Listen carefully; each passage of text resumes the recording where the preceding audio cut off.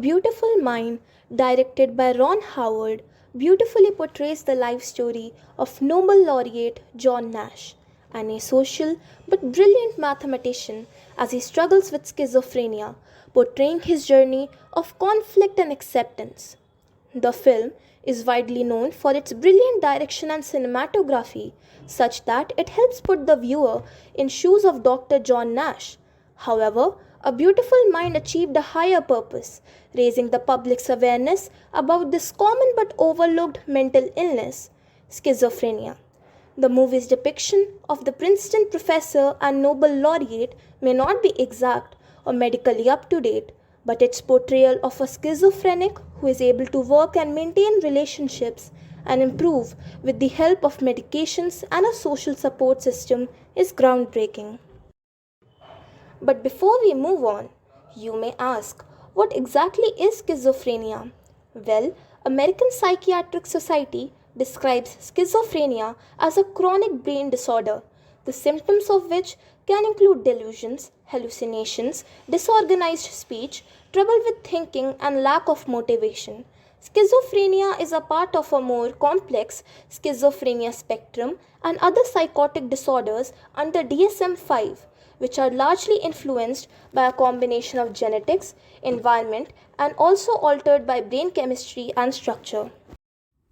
Now, let us talk about the protagonist of the movie, Dr. John Nash. John Nash is a brilliant mathematician whose interpersonal skills are virtually nil. He generally avoids interaction with others. When he does talk, he offends people with his bluntness and insensitivity. He is intensely competitive, often aloof, and struggles to form lasting friendships. Symptoms of schizophrenia.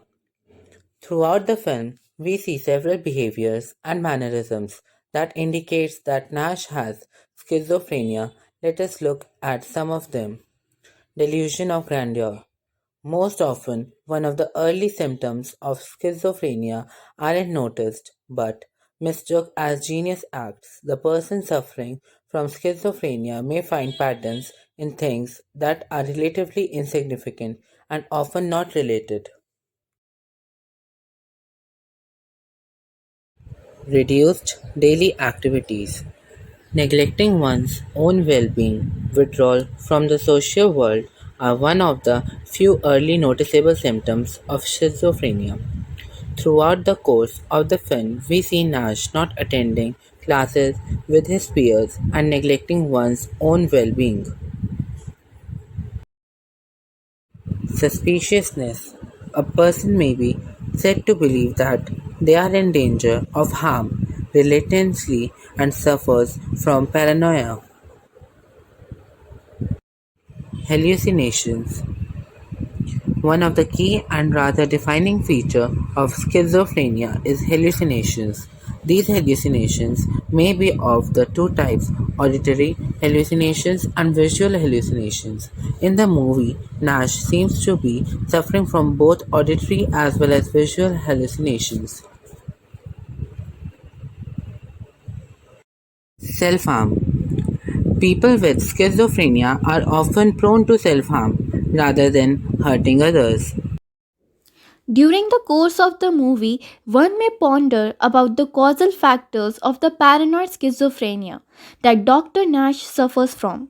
Although on the surface not much seems apparent, a deeper dive into the movie offers a few hints as to what may have been the responsible factors. It is possible that genetic factors may be at play here. Disorders that come under schizophrenic spectrum and psychotic disorders, otherwise put under the umbrella term DSM 5, are more often than not influenced by genetic factors. However, the movie doesn't portray anything that confirms our doubts. The second and more probable factor is stress. As portrayed in the movie, Dr. John Nash earned his doctorate in mathematics from Princeton and works in Wheeler Labs. He often helps the Pentagon break codes, thus, it is a non brainer that his work brings with itself great responsibility. This in turn causes stress, which may have been a contributing factor towards him developing schizophrenia. The movie also portrays how the environment and the current conditions of the country affects Nash's experiences. It's quite evident in the movie that Nash's hallucinations usually revolve around him having to find the meaning behind different codes that, according to him, are from the Soviet Union to their spies around the country. If we take a closer look at the time period during which the movie is set, we realize it is the time period during which there were tensions between the US and the Soviet Union, ultimately resulting in the Cold War. Thus, we can see how the current state of his country, as well as the environment and media around him, may have ultimately influenced Dr. John Nash's experiences. Recovery. We see in the movie that John, after many hurdles and difficulties, and finally though accept, learned to live with his delusion. The movie portrays John as being able to simply not pay attention to his delusion just by reasoning and rational thinking and with minimal the use of medication, but the social support he gets from his friend and more especially from his wife, Alicia, who play the role of a dynamic support system, plays a major role in his recovery. Several studies show that a supportive environment and aging can lead to a better outcome for schizophrenic individual.